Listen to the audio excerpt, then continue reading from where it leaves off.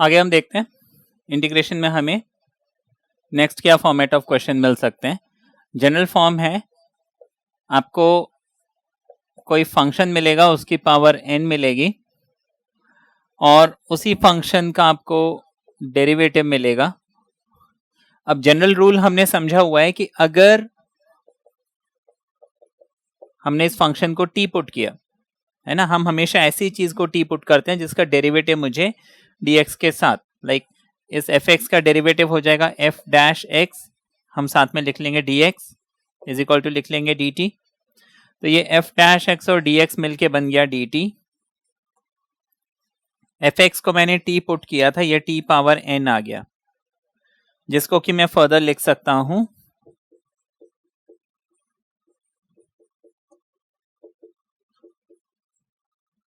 जहां पे n क्या है, -1 नहीं होना चाहिए, ठीक है ना। यहाँ पे n क्या है, -1 नहीं है, ठीक है, क्योंकि n जब -1 होता है वो केस हम ऑलरेडी कर चुके हैं, है ना। पीछे हमने अभी तक जितने भी क्वेश्चन समझे थे प्रीवियस क्लासेस में, वो सारे n जब -1 होता है ना, वो वाले केसेस किए थे, लॉग मिलता था हमें। अब ये क्वेश्चन देखिए, अगर पीछे आपने सारा समझ लिया तो ये कोई भारी नहीं लगेगा, इजी है ये काफी।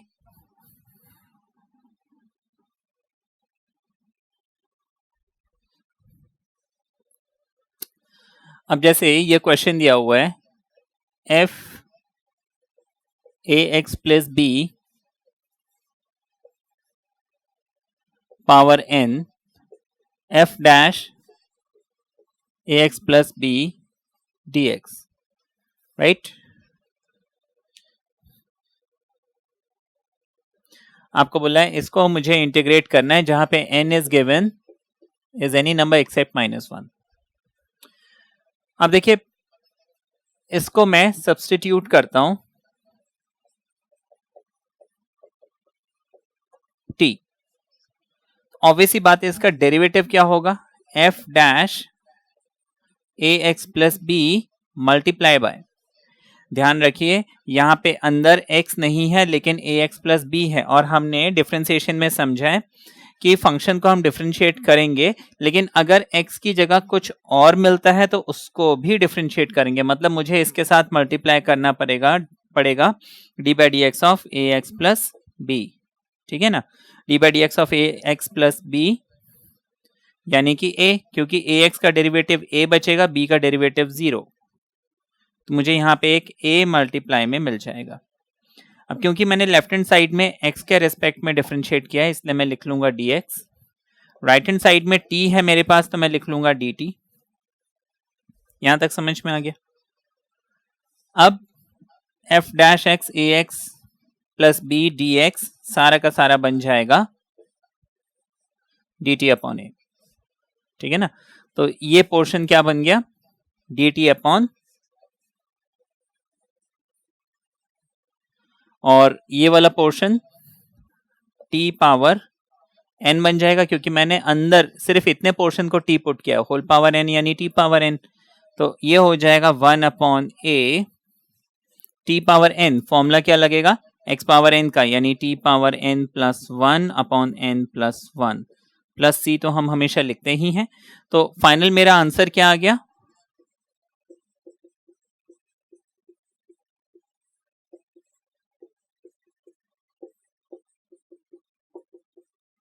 ठीक है, इतना समझ में आ गया।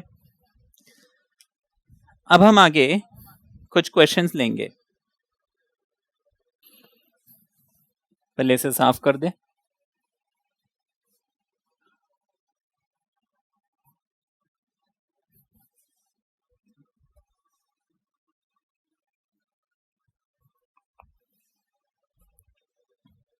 देखिए, मान लीजिए आपको क्वेश्चन दिया हुआ है 2x plus 3 and x square plus 3x plus 1, ये क्वेश्चन दिया हुआ है। तो अब देखिए, अगर मैं इतने पोर्शन को t पुट करता हूं, ओरली मैं कर सकता हूं, x square becomes 2x, 3x becomes 3 and 1 becomes 0, तो 2x प्लस 3 मुझे मिल रहा है। दैट मीन्स मुझे करना है क्या है इस पोर्शन को, यानी कि एक्स स्क्वायर प्लस 3x+1 को टी पुट करना है। ठीक है, अब ये क्या बन जाएगा 2x+3, क्योंकि मैंने x के रिस्पेक्ट में डिफरेंशिएट किया है, मैं dx और इस तरफ dt लिख लूंगा। अब 2x+3 और जो ये dx है दोनों मिलके क्या बन गए dt बन गए, और इतने पोर्शन को मैंने क्या पुट किया t पुट किया, तो ये t पावर 7 आ गया है ना। अब मैं फॉर्मूला लगा लूंगा t पावर 7 + 1 अपॉन 7 + 1, यानी कि t पावर 8 अपॉन 8, यानी कि x square 3x whole power 8, ये हमारा रिजल्ट आ गया। ठीक है, इतना क्लियर है। अब ये तो एक बेसिक सा क्वेश्चन था, कोई जरूरी नहीं है कि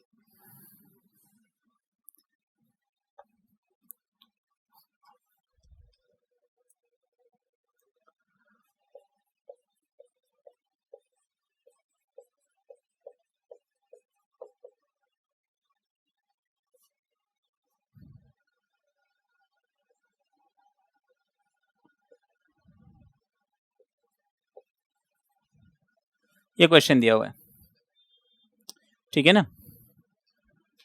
अब देखिए इसको अगर मैं, क्योंकि देखिए जिसमें ज्यादा पावर है हम उसके सिंपल फॉर्म को टी पुट करके देखते हैं। 3x², मैं इसको डिफरेंशिएट करता हूं पहले ओरली। 3x² बन जाएगा 6x, ठीक है ना। 3x² बिकम्स 3 इंटू 2 6, और x 2x becomes 2, 15 becomes 0। 6x+2 बन रहा है, नहीं है, लेकिन अगर मैं इसमें 2 कॉमन निकालता हूं, वो भी आप करके देख लीजिए, तो ये बन रहा है। इसका मतलब मैं इसको टी पुट कर सकता हूं, ठीक है।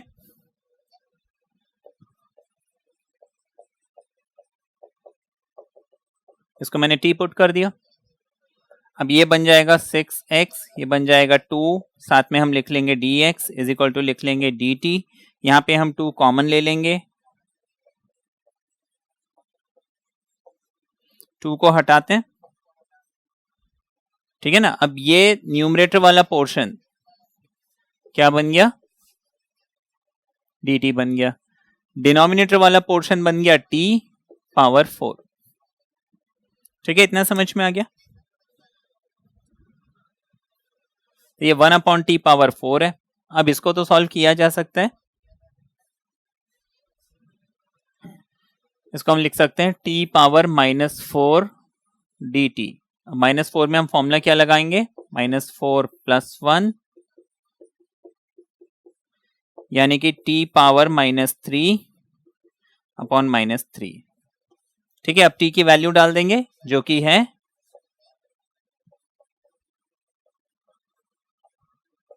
Whole power -3। यहाँ पे एक और चीज, ये dt/2 मिला था ना हमें, तो यहाँ पे 1/2 मुझे लगाना था, 1/2 लगाना था, 1/2 1/2, यानी 2 3 जा -6 हो जाएगा। ठीक है, इसको -3 को हम क्या कर सकते हैं, नीचे ले आएंगे, नेगेटिव पावर को सिंपलेस्ट फॉर्म में आ जाएगा ये।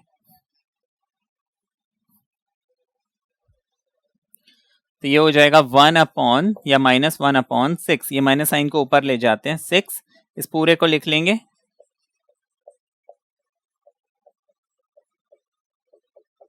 ठीक है ना। -3 था पावर, तो उसको मैं नीचे ले गया, ये हमारा आंसर आ गया। ठीक है ना, अब ये तो सिंपल था। अब इसी में देखिए,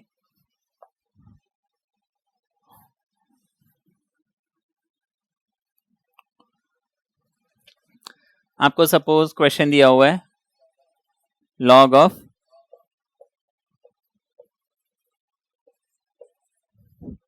अब देखिए पावर ज्यादा किसके पास है, लॉग के पास। मुझे मालूम है लॉग x को अगर मैं t पुट करता हूं, मुझे 1/x dx क्या बन जाता है, क्या मिल जाता है, dt मिल जाता है।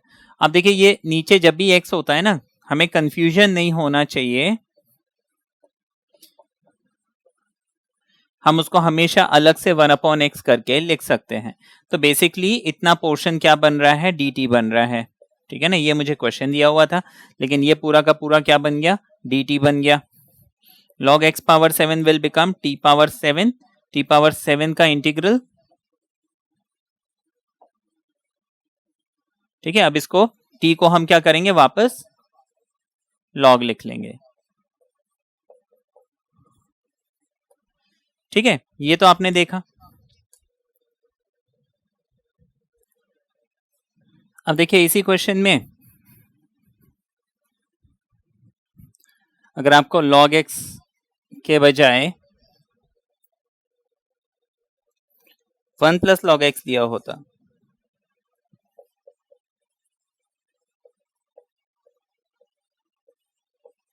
अगेन मैं इस x को तो अलग से लिख सकता हूं। दूसरी चीज मैंने आपको पहले भी बताया है, अगर मुझे किसी फंक्शन के साथ कोई कांस्टेंट प्लस माइनस या मल्टीप्लाई डिवाइड कुछ भी हो रहा है, मैं उस पूरे को t में इंक्लूड कर सकता हूं, क्योंकि कांस्टेंट देखिए अगर ऐड या सब्ट्रैक्ट हो रहा है वो तो 0 बन जाएगा, मल्टीप्लाई हो रहा है तो नॉट अ प्रॉब्लम, मेरे को उससे कभी प्रॉब्लम नहीं होती है। तो ये log x क्या हो जाएगा, 1/x, ये 1 का डेरिवेटिव हो जाएगा 0, है ना। तो यहाँ पे मेरे पास बच गया dx, तो ये 1/x और dx मिलके क्या बन गया, dt बन गया। ये क्वेश्चन क्या बन जाएगा, 1 प्लस log x को मैंने t लिया था, ये t स्क्वायर dt बन गया, जिसको मैं t क्यूब ऐसे लिख सकता हूं। t मैंने किसको पुट किया था,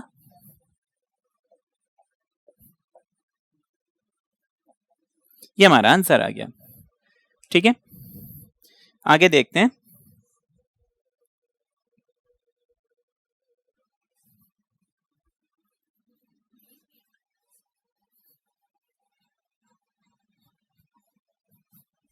देखिए अब हम देखते हैं ट्रिगोनोमेट्री, अगर हमें इसमें दिया हुआ है। अब जैसे एक क्वेश्चन है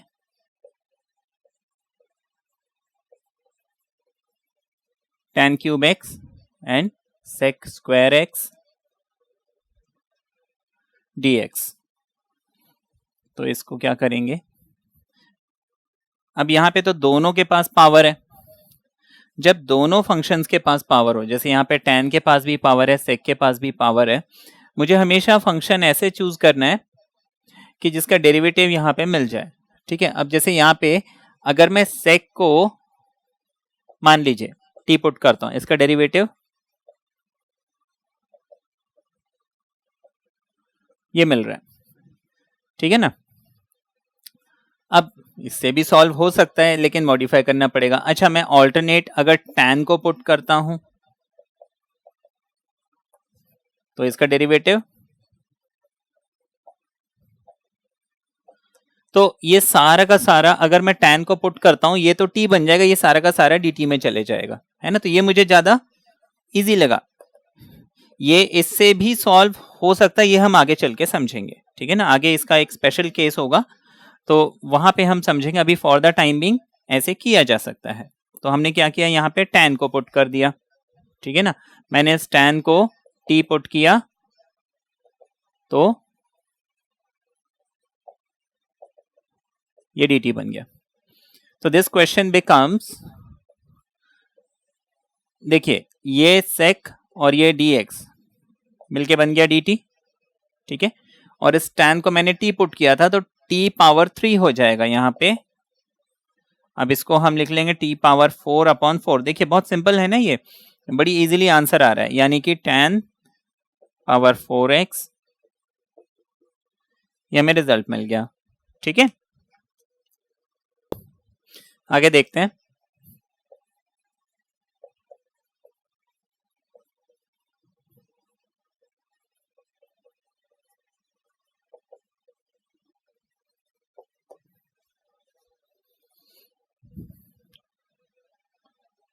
ये क्वेश्चन दिया हुआ है, ठीक है ना। अब देखिए बड़ा कॉम्प्लिकेटेड सा क्वेश्चन है ना। tan x फिर sec स्क्वायर x फिर a है फिर b है फिर दोबारा tan स्क्वायर है। अब tan को अगर t पुट करता हूं मुझे sec स्क्वायर जो है वो dx मिल जाता है, लेकिन क्या tan को t पुट करने से काम बन रहा है, ठीक है। तो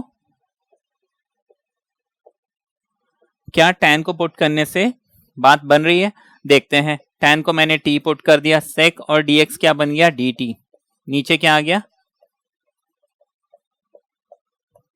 कॉम्प्लिकेटेड ही रह गया ये, ठीक है ना।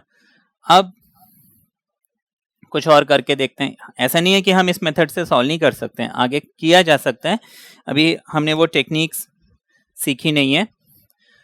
तो क्या किया जाए, अब देखिए मैंने tan को पुट किया, बात नहीं बनी। मैंने आपको क्या बोला था, जिसकी पावर ज्यादा हो एक बार उस पावर के अंदर जो भी फंक्शन है, लाइक यहाँ पे पावर ज्यादा, यहाँ पे देखिए होल क्यूब है, तो मैं इस पूरे को एक बार t पुट करके देखता हूं क्या होता है। a plus B tan square X is equal to T, हम पुट करके देखते हैं।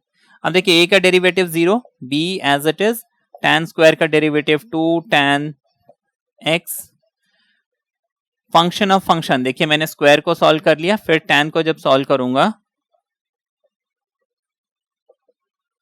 ये मिल जाएगा। अब 2 और b को अगर हम हटा दें तो एग्जैक्टली न्यूमरेटर बन रहा है, तो हम 2b को इधर ले आते हैं। इतना समझ में आ गया। तो ये न्यूमरेटर क्या बन गया, dt अपॉन 2b, ठीक है ना। और डिनोमिनेटर क्या बन गया, t क्यूब। क्या करें,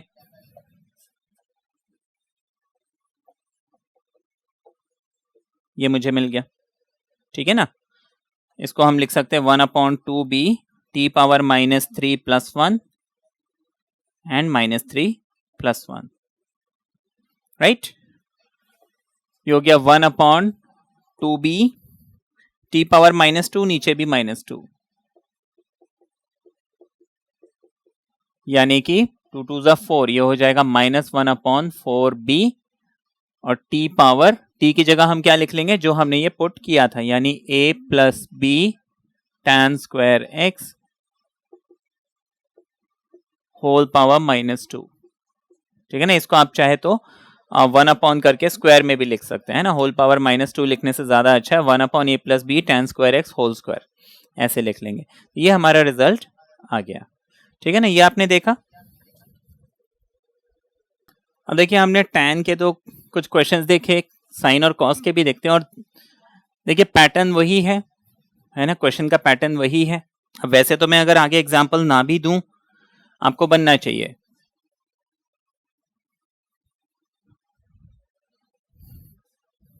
कॉन्सेप्ट वही लगेगा, ठीक है ना। ये हम ध्यान रखेंगे। मान लीजिए आपको क्वेश्चन दिया हुआ है sine x upon √5 + 3 cos x dx, ये क्वेश्चन दिया हुआ है। अब मुझे ध्यान रखना है, देखिए कॉस, साइन और कॉस में एक बड़ी अच्छी बात है, कॉस का डेरिवेटिव माइनस साइन, साइन का डेरिवेटिव कॉस, तो किसी को भी हम पुट कर सकते हैं, साइन को टी पुट करो कॉस मिलेगा, कॉस को टी पुट करो साइन मिलेगा, ठीक है ना। तो ऐसे में मैं, है ना, क्या करूंगा कि जो मोर कॉम्प्लेक्स पार्ट है उसको टी पुट करता हूं। लाइक यहाँ पे साइन क्या है, एकदम सिंपल है ना, और ये जो 5 + 3 कॉस है ये कॉम्प्लिकेटेड है, और ये रूट के अंदर भी है, तो हम एक काम करते हैं 5 + 3 cos x को टी पुट कर देते हैं, ठीक है, बात समझ में आई। अब इसको जब मैं डिफरेंशिएट करूंगा 5 becomes 0, 3 as it is, cos का डेरिवेटिव, है ना। ये सब्स्टिट्यूशन मेथड कर रहे हैं, तो हमें बहुत ध्यान रखना है कि जब मैं सब्स्टिट्यूशन कर रहा हूं डिफरेंशिएशन के रूल, उसके बाद यहाँ पे इंटीग्रेशन के रूल मिक्सअप नहीं होना चाहिए। पता चला यहाँ पे cos को साइन लिख दिया और यहाँ पे माइनस साइन लिख दिया, गड़बड़ हो जाएगी, ठीक है। तो 3 cos हो जाएगा नेगेटिव साइन, ठीक। लेकिन मुझे सिर्फ साइन dx चाहिए, तो मैं लिख लूंगा sine x dx is equal to dt, ये माइनस साइन उधर जाएगा और 3 इधर नीचे डिवाइड हो जाएगा, ठीक है ना। अब जल्दी जल्दी करें तो चलेगा। अब साइन x और dx मिलके क्या बन रहा है, नेगेटिव dt/3, राइट। अच्छा, ये वाला पोर्शन क्या बन गया, √t। अब इसको सॉल्व किया जा सकता है, इसको हम लिख सकते हैं -1/3 इंटीग्रेट। अब देखिए ये 1/√t है ना, तो इसको मैं t पावर हाफ लिख सकता हूं, यानी कि मैं t पावर -½ लिख सकता हूं, रेसिप्रोकल में है, यानी कि मैं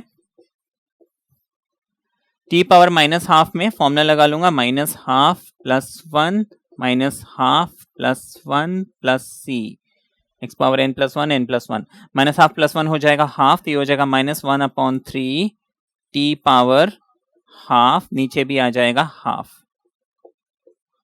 ठीक, मुझे टी की सिर्फ वैल्यू पुट करनी है और इसको सिंप्लीफाई करना है।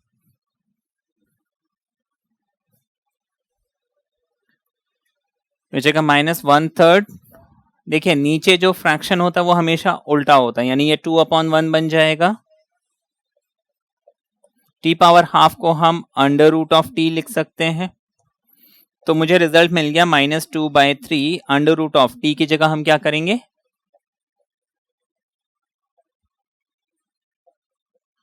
ठीक है, ये हमारा रिजल्ट आ गया।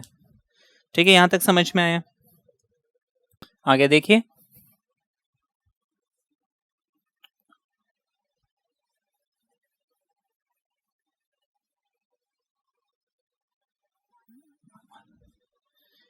आपको जैसे क्वेश्चन दिया हुआ है,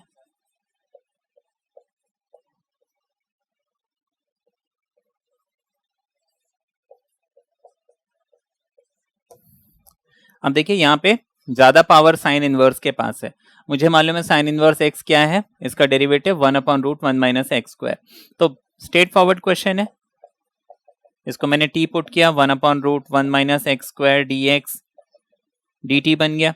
तो ये फाइनली क्वेश्चन क्या बन जाएगा, t पावर 5 है ना, क्योंकि मैंने साइन इनवर्स x को t पुट किया था और यहाँ पे पावर 5 है, तो t पावर 5। अब ये जो नीचे वाला पोर्शन और ये जो dx है मिलके क्या बन गए, dt बन गए।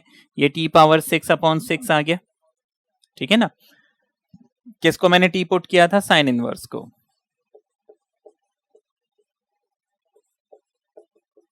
अब यहाँ पे एक ध्यान रखना है, ये जो 6 है ये हमेशा होल पावर लिखेंगे, 6 को हम यहाँ पे -1 में मल्टीप्लाई करके साइन -6x कभी नहीं लिखना है ना, गलत हो जाएगा। So this is your final answer. अब ये तो हमने कुछ बेसिक क्वेश्चंस किए, अब हम कुछ क्वेश्चंस देखते हैं जहां पे हमें थोड़ा सा मॉडिफिकेशन करना पड़ता है। जैसे जरूरी नहीं है कि आपको हर बार जो है क्वेश्चन इतना स्ट्रेट फॉरवर्ड मिले, तो कुछ क्वेश्चंस है जहां पे थोड़ा मॉडिफिकेशन, अब जैसे जैसे इंटीग्रेशन में आगे बढ़ते जाएंगे, और same is with differentiation also, आपने पीछे जितना भी पढ़ा हुआ है वो सारे रूल आगे वाले क्वेश्चंस में अप्लाई करना पड़ सकता है ना। तो मुझे जितने भी रूल्स हैं उसको ध्यान में रखना है, ध्यान में रखते हुए मुझे क्वेश्चंस करने हैं। अब जैसे ये क्वेश्चन है,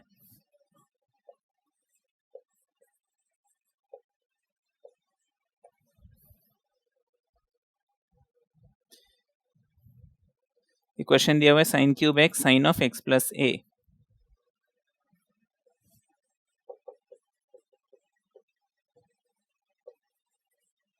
ठीक है ना, sine cube X and sine of x plus a। अब इसमें ये थोड़ा सा हटके क्वेश्चन है, मैं आपको एक्सप्लेन करता हूं।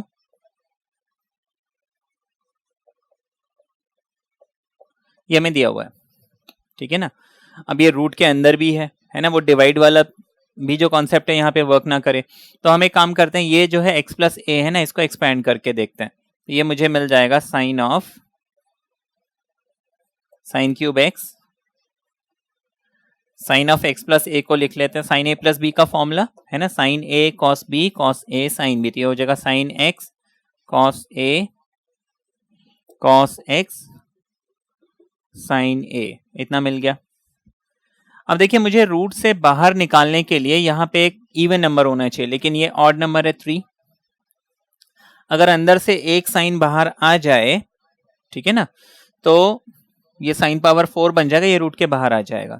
अब मैं एक साइन बाहर क्यों लाना चाहता हूँ, है ना, उसका मैं रीजन बताता हूं। देखिए अगर यहाँ साइन पावर 4 होगा तो रूट के बाहर हो जाएगा साइन स्क्वायर, 1/sin होता है कोसेक, ठीक है। अब कोसेक स्क्वायर का इंटीग्रल होता है ना, कोसेक स्क्वायर का इंटीग्रल कॉट मुझे मालूम है, तो क्या मैं इसमें साइन स्क्वायर बाहर ला सकता हूं? देखिए मैं यहाँ पे तो साइन कॉमन ले सकता हूं, यहाँ पे तो साइन नहीं है, तो हमने एक चीज समझी है, मान लीजिए a प्लस बी है, अब मुझे a कॉमन लेना है। यहाँ पे तो a है, यहाँ पे a नहीं है, तो कैसे कॉमन ले? तो उसका तरीका है, हमने a कॉमन ले लिया, जहां पे कॉमन आ रहा है उसको तो आप निकाल लीजिए। अब a कॉमन ले लिया तो 1 बचा। यहाँ पे कॉमन नहीं आ रहा है, तो नहीं आ रहा है, यहाँ पे है ही नहीं, तो कहां से कॉमन आएगा? तो इसको आप एज इट इज लिखिए, लेकिन जो कॉमन लिया है ना उसको नीचे लगा दीजिए, ये बिल्कुल बैलेंस हो जाएगा। जब आप इस ब्रैकेट को ओपन करोगे आपको एग्जैक्टली यही मिलना है। तो ये तरीका है जब कॉमन नहीं आता है लेने का, है ना। आप कॉमन ले लीजिए, जहां कॉमन आ रहा है वहां तो ले लो, जहां नहीं आ रहा है उसमें नीचे लगा दो, ठीक है। This is the method. तो हम यहाँ पे क्या करते हैं कि साइन कॉमन निकालते हैं। हमने यहाँ साइन कॉमन ले लिया, ठीक है। तो देखिए साइन एक्स और साइन क्यूब एक्स मिलके बन जाएगा साइन 4x। यहां तक समझ में आ गया? मैं साइन एक्स कॉमन ले चुका हूं, क्या बचा? Cos A. Sine x common ले चुका हूं, है ही नहीं, तो मुझे क्या करना पड़ेगा? नीचे लगाना पड़ेगा। इतना समझ में आ गया? आगे देखिए, इसको तो हम कॉस ए रहने देंगे। कॉस अपॉन साइन क्या होता है?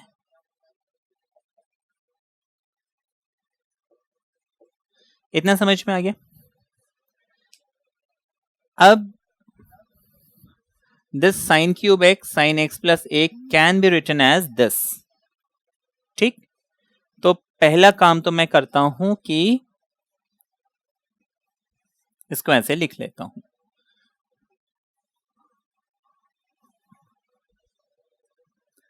मैंने इसको क्या किया,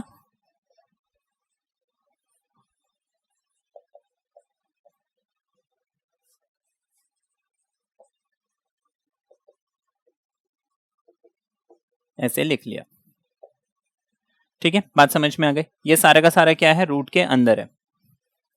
अब देखिए आगे,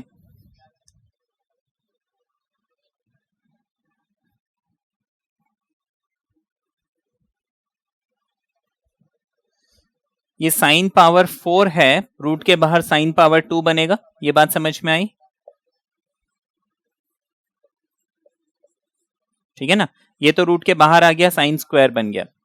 जितनी भी पावर होती है वो आधी हो जाती है जब स्क्वायर रूट के बाहर आती है। रूट के अंदर क्या बच गया? ये सारा का सारा,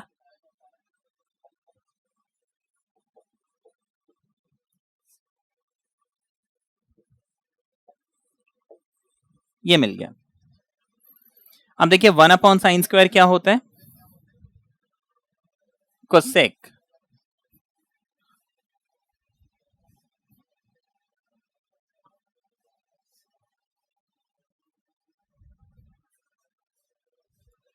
तो इतने पोर्शन को 1 अपॉन साइन स्क्वायर को मैंने कोसेक स्क्वायर लिख लिया, नीचे बच गया अंडर रूट में cos A plus cos upon sine था उसको हमने कॉट लिखा था।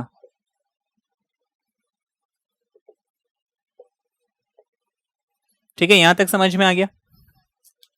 कोई डाउट है यहां पे? अब देखिए कॉट एक्स का डेरिवेटिव क्या होता है? Negative cosec square. अच्छा, दूसरी चीज यहाँ पे कॉस ए है, ए इज व्हाट? कांस्टेंट, मतलब कॉस ए क्या होना चाहिए? कांस्टेंट। Sine A constant. तो कभी भी वेरिएबल फंक्शन के साथ कांस्टेंट मल्टीप्लाई हो रहा है, कांस्टेंट ऐड हो रहा है, तो हम क्या करते हैं उसको साथ में ले लेते हैं। अब हम क्या करेंगे? सब्स्टिट्यूशन करेंगे। ये थोड़ा सा डिफरेंट क्वेश्चन था इसलिए मैंने बता दिया आपको। हमने क्या किया,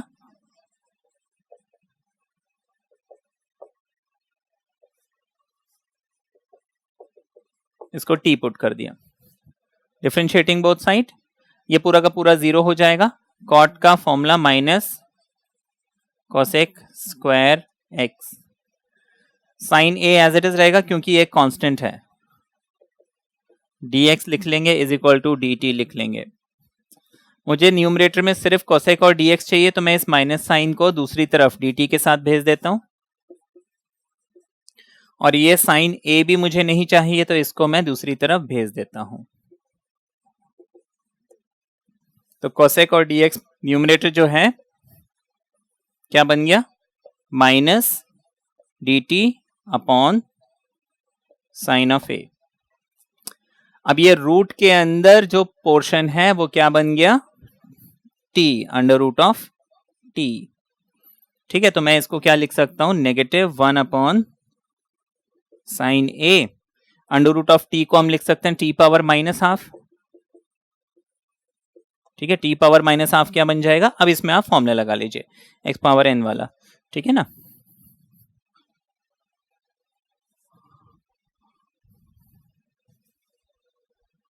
तो ये हो जाएगा -1 upon sine A T power -हाफ प्लस 1 -हाफ प्लस 1 प्लस सी, ये बन गया।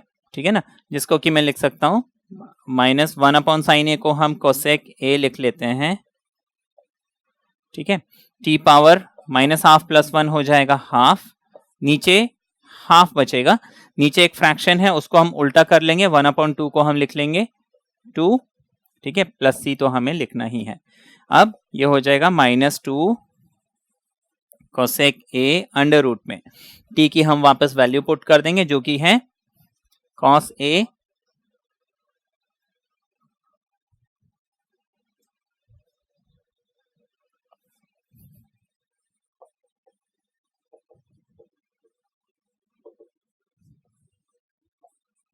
ये हमारा रिजल्ट आ गया। ठीक है, इतना समझ में आया। आगे देखिए,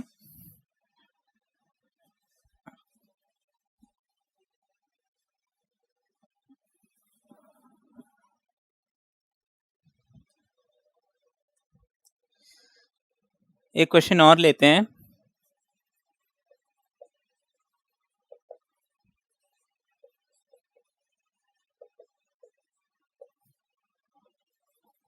अब ये भी क्या है, मॉडिफिकेशन वाला क्वेश्चन। ठीक है ना, अब देखिए 1 प्लस साइन 2x, हालांकि इसको क्या मॉडिफाई करना है ये आप हो सकता है समझ गए होंगे, क्योंकि ये एक फॉर्मूला भी आपको मैंने बताया हुआ है। इस 1 को हम क्या करेंगे, मैं सिर्फ आपको इसका बताता हूं, इस 1 को हम cos square X sine square x ऐसे लिख सकते हैं, क्योंकि cos square theta plus sine square theta 1 होता है ना, 10th class trigonometry. Sign 2x को हम लिख सकते हैं 2 sine X and cos X. ठीक है ना, अब देखिए cos square A square plus B square plus 2ab हो जाएगा a plus B whole square. ठीक है, इतना समझ में आ गया। तो ये जो इंटीग्रल है मेरा क्या बन जाएगा,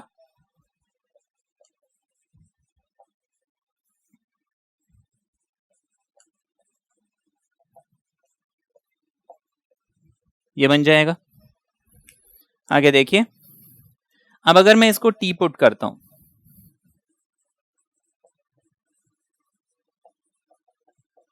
ठीक है ना, तो कॉस का डेरिवेटिव नेगेटिव साइन, साइन का डेरिवेटिव कॉस, इसके साथ आ गया dx इज इक्वल टू बन गया dt। ठीक है ना, तो अब तो आप लोग को बन जाएगा ये।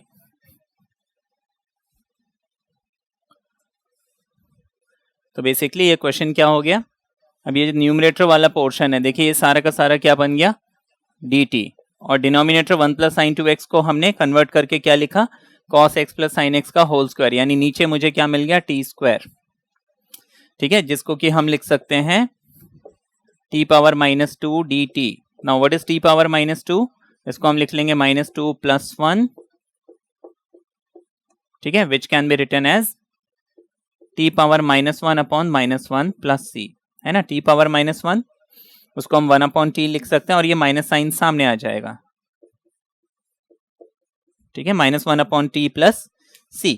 अब t की वैल्यू क्या पुट की थी, cos प्लस साइन, तो मेरा फाइनल आंसर आ जाएगा 1 upon cos x plus sign X plus c। ठीक है ना, ये हमारा रिजल्ट आ गया, दिस इज माय आंसर। ठीक है, ये क्लियर है।